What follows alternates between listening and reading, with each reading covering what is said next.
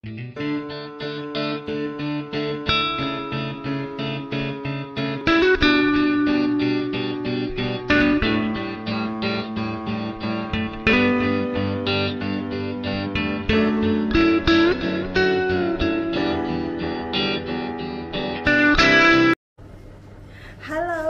apa kabar? Jumpa lagi di channelnya Jeng Ai.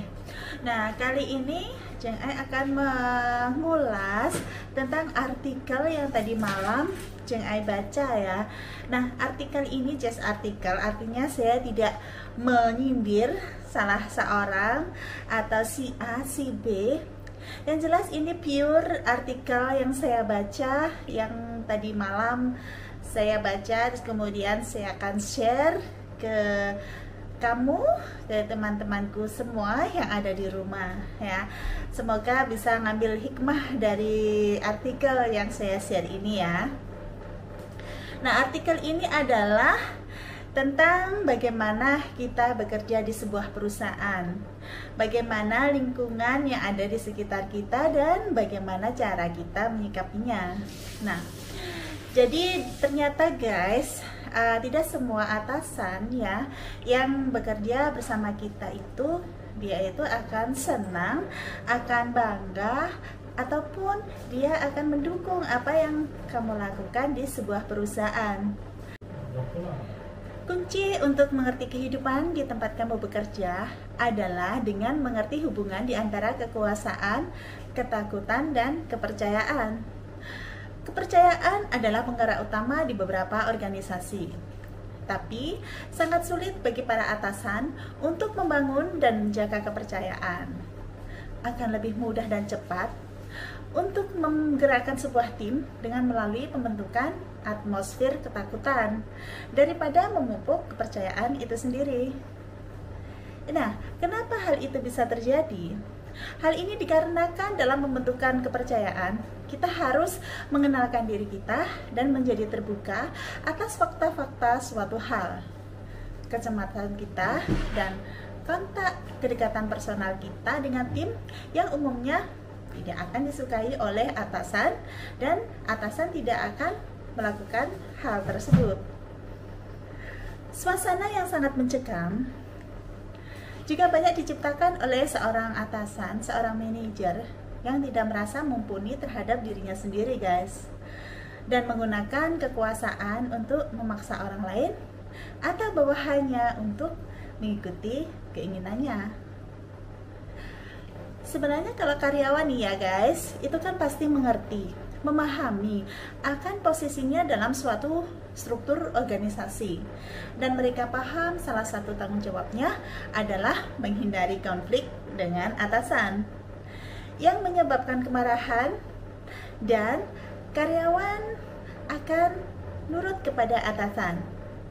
Nah, hal ini menyebabkan karyawan termotivasi hanya atas dasar pemahaman bahwa mereka apabila tidak melakukan hal tersebut maka dia akan dipecat. Sehingga dia ikut aja apa yang dimau oleh atasannya. Tetapi ya guys, kamu harus mengerti bahwa menyenangkan si bos semata saja itu adalah pemahaman yang dapat mengerdilkan kemampuan kamu dalam melakukan pekerjaan yang sebenarnya. Jadi kamu akhirnya jadi kurang bisa berkembang. Nah, sebagai karyawan, kamu tetap harus menunjukkan kinerja maksimal ya guys, sesuai dengan peran kamu dan tanggung jawabnya dalam perusahaan, sehingga kamu tidak menghancurkan perusahaan, namun dalam struktur organisasi perusahaan, kamu bisa berjalan sesuai dengan tujuan perusahaan. Kalau saya lihat nih guys, ya benar juga ya dalam artikel ini, ternyata banyak manajer itu begitu takut terhadap karyawan yang begitu kompeten dan melihatnya sebagai sebuah ancaman, sebagai masalah. Bahkan karyawan yang masih sangat produktif, dia mau mengembangkan diri, itu sekalipun bisa masuk ke dalam daftar punya masalah dengan manajer yang krisis ini. Mereka melihat bosnya ingin mereka sukses, tapi hanya sekedar itu ya guys. Terlebih jika kamu lebih sukses dengan sangat baik dan kamu lebih terlihat dan terpandang di antara lingkunganmu, kamu lebih mengusik dan mengancam keberadaan si bos ya guys, atau kemampuannya dalam mengendalikan kamu. Mereka tidak akan suka dengan kondisi demikian. Kamu akan tahu manajer kamu terpojok dengan keberadaan kamu saat kamu melihat usaha-usahanya untuk menghalangi kemajuan kamu. Perintah dan langkah-langkah mereka ditunjukkan untuk membuat kamu tertekan dengan diri kamu sendiri, dan kesengajaan untuk mengkritik dirimu di depan orang banyak itu adalah semua teknik untuk menahan karir kamu. Tadi malam saya sih sempat berpikir ya, ternyata bos itu ya tidak sepenuhnya itu support kamu atau mendukung apabila kamu lebih berhasil atau lebih menonjol dibandingkan teman-teman kamu guys.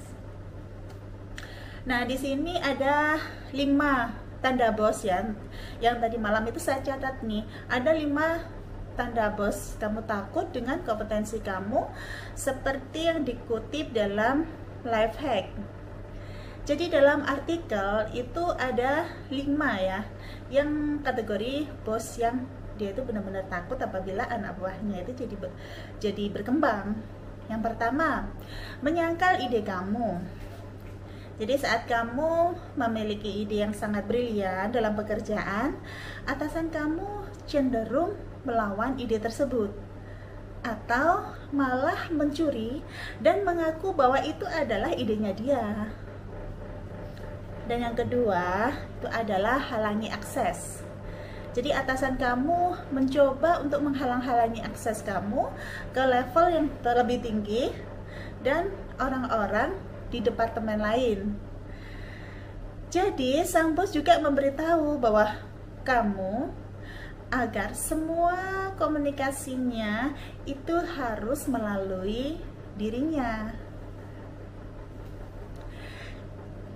Dan yang catatan saya yang ketiga itu adalah cari kesalahan. Atasan kamu pernah memuji dan mengakui keberhasilan pekerjaan kamu, bukan? Tapi sekarang tiba-tiba dia seperti mencari kesalahan-kesalahan kamu. Rekan-rekan mengapresiasi kerjamu, tapi tidak dengan bos kamu. Wah, itu harus waspada ya guys. Dan yang keempat itu tak dilibatkan. Jadi kamu dan si bos pernah membuat suatu rencana dan strategi bersama-sama nih. Tapi sekarang kamu dibuat mati dan tidak bisa lagi memiliki akses ke atasanmu. Dan yang terakhir itu saya baca itu alihkan proyek ke orang lain. Jadi manajermu mengambil alih proyek kamu yang prospektif dan lebih mempercayakannya kepada orang lain. Nah, tanda-tanda ini kan umum ya di tempat kerja kamu ya. Tapi kamu jangan merasa terpukul ya guys, jika kamu berada di dalam kondisi demikian. Banyak orang yang mengalami hal yang sama. Tetap tenang, jangan memaksakan diri untuk meredakan ketakutan si bos, karena itu tidak akan berhasil. Dan juga jangan terlibat lebih jauh dalam pertarungan dengan atasanmu itu ya guys. Jalan dan karir lebih banyak tersedia di tempat lain guys. Ingat, kamu akan selalu bertemu dengan orang-orang ketakutan seperti yang di jalan karirmu ini, dimanapun kamu berada. Kekuatan yang sebenarnya bukan berada di title jabatan, tapi di dalam individu tersebut. Sesuatu yang dibangun dalam diri secara matang hingga kamu menemukan kemampuan kamu. Tetap fokuslah dengan apa yang kamu kerjakan, dan apabila kurang nyaman, memang hidup itu adalah pilihan. Oke, demikianlah guys, itu adalah artikel yang tadi malam Jeng Ai baca, dan ini bagus banget. Dan sekali lagi, artikel ini just artikel, jadi saya tidak menyindir siapapun yang merasa, dan pure ini hanya just sharing. Semoga sharing Jeng Ai ini berhasil menghibur kalian atau mungkin bisa menambah pengetahuan kalian mengenai pekerjaan di tempat kamu bekerja ya guys. Oke, see you the next video Jeng Ai, dan sampai jumpa.